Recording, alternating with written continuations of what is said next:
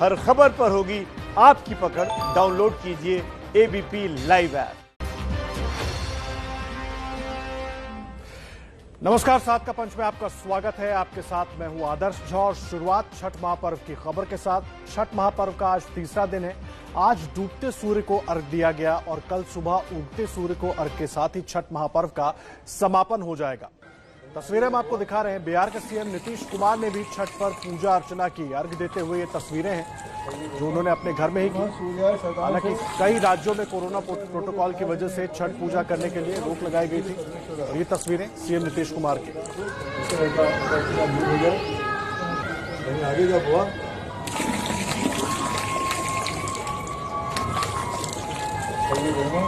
नमः सूर्याय शतांश रोग विनाशने ममेस्तम फलम यशो विधि परमेश्वर सभी रोग का विनाश हो।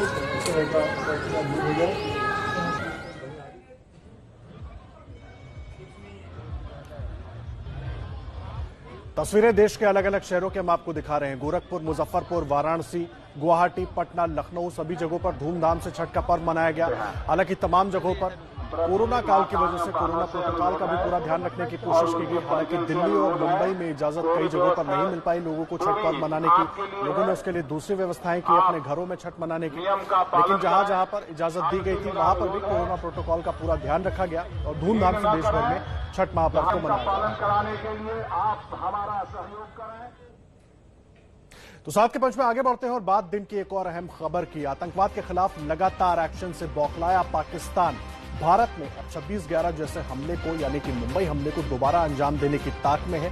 और यह बड़ा खुलासा हुआ है नगरोटा में हुए एनकाउंटर की जांच के बाद। क्या कुछ पूरी जानकारी मिली है, देखिए इस रिपोर्ट।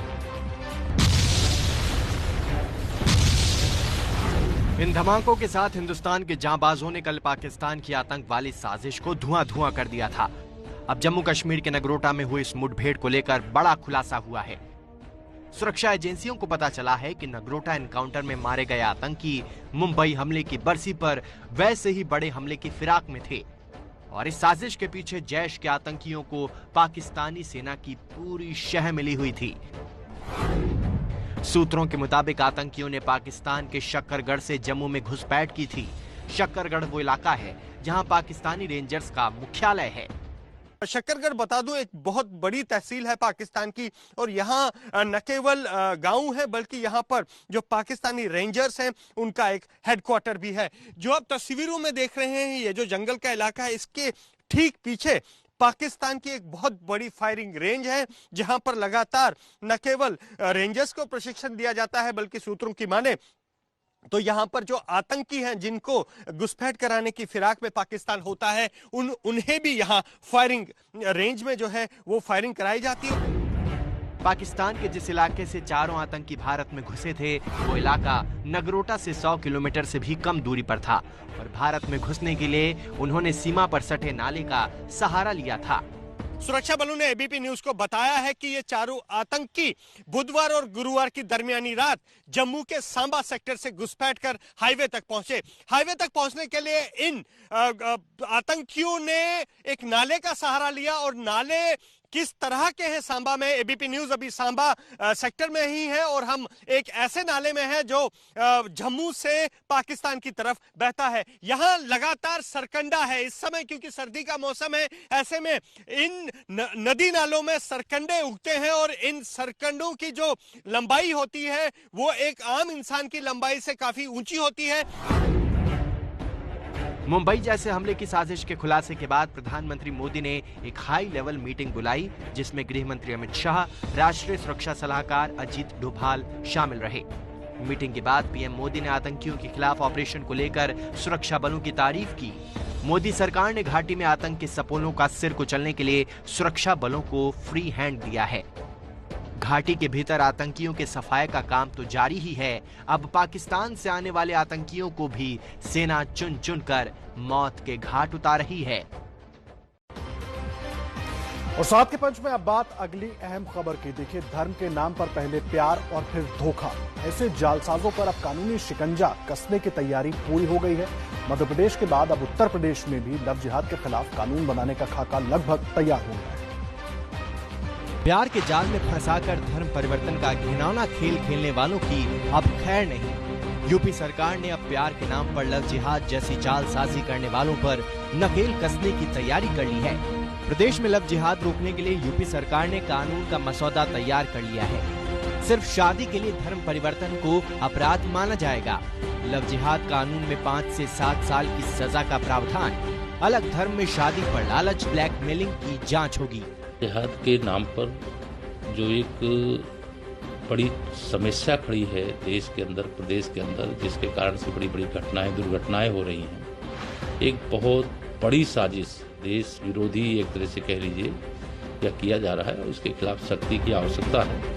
यूपी सरकार के इस कानून को लेकर सियासत भी गर्मा गई है। विरोधी पार्टियां कानून के बहाने सरकार की मंशा पर सवाल उठा रही हैं। हिंदुस्तान के अंदर में कोई व्यक्ति चाहे किसी भी जाति धर्म का हो, अगर अपनी पहचान छुपा के किसी महिला के साथ संबंध बनाता है, उससे दोस्ती करता है, उसको धोखा देता है, तो क्राइम कहलाता है। इसमें उसको सजा मिलनी चाहिए और कानून में अच्छा प्रावधान भी होना चाहिए। लेकिन भारतीय जनता पार्टी उस महिला को न्याय दिलाने में तो कम, लेकिन उसका राजनीतिकरण करने में ज्यादा विश्वास रखती है। वहीं मुस्लिम धर्मगुरु इन कानून को मुसलमानों को परेशान करने का जरिया बता रहे हैं। अब लव जिहाद के नाम के ऊपर अगर खास तौर से किसी मसलक को, किसी फिरके को टारगेट किया जा रहा है, तो मेरे ख्याल से ये बिल्कुल गलत है। इसलिए कि कानून बनाते वक्त किसी समुदाय को पेश नजर रखना मेरे ख्याल से ये बिल्कुल दुरुस्त नहीं है। एक बात सरकार को सरेआम गौर करना चाहिए, अगर कोई मुजरिम है तो उसे सजा जरूर मिलनी चाहिए, मगर अगर कोई बेखता है तो उसको सजा ये कह के कि तुम मुसलमान हो या तुम इस समुदाय से ताल्लुक रखते हो, लिहाजा उसको सजा के कटहरे में लाके खड़ा कर दिया जाए, मेरे ख्याल से ये बिल्कुल गलत है। हालांकि लव जिहाद को रोकने के लिए कानून लाने वाला यूपी पहला राज्य नहीं है। मध्य प्रदेश की शिवराज सरकार भी लव जिहाद पर कानून की रूपरेखा तैयार कर चुकी है। इसके साथ ही बीजेपी शासित हरियाणा और हिमाचल प्रदेश भी कानून लाने की तैयारी कर रहे हैं। इस बीच बिहार में एक बार फिर एनडीए की सरकार बनने के बाद केंद्रीय मंत्री गिरिराज सिंह ने लव जिहाद पर कानून की मांग कर दी। इस पर पहल की है और मेरा मानना है कि हर राज्य को इस पर कानून बनानी चाहिए। बिहार उससे अलग है। इसी साल 26 अक्टूबर को फरीदाबाद में हुई निकिता तोमर की हत्या के बाद लव जिहाद पर कानून की मांग ने जोर पकड़ा। इससे पहले इलाहाबाद हाई कोर्ट ने भी अपने अहम आदेश में कहा था सिर्फ शादी के लिए धर्म परिवर्तन जायज नहीं है, जिसके बाद यूपी के सीएम योगी आदित्यनाथ ने लव जिहाद रोकने के लिए कानून लाने का ऐलान किया था और अब सरकार इस ऐलान को अमली जामा पहनाने में जुट गई है। और अब बात बिहार की कर लेते हैं, जहां मेवालाल चौधरी के इस्तीफे को आरजेडी अपनी जीत के तौर पर पेश कर रही है। लेकिन अब नीतीश कुमार ने भ्रष्टाचार को लेकर ऐसा प्लान तैयार किया है जिससे तेजस्वी के तेवर उन पर ही भारी पड़ सकते हैं।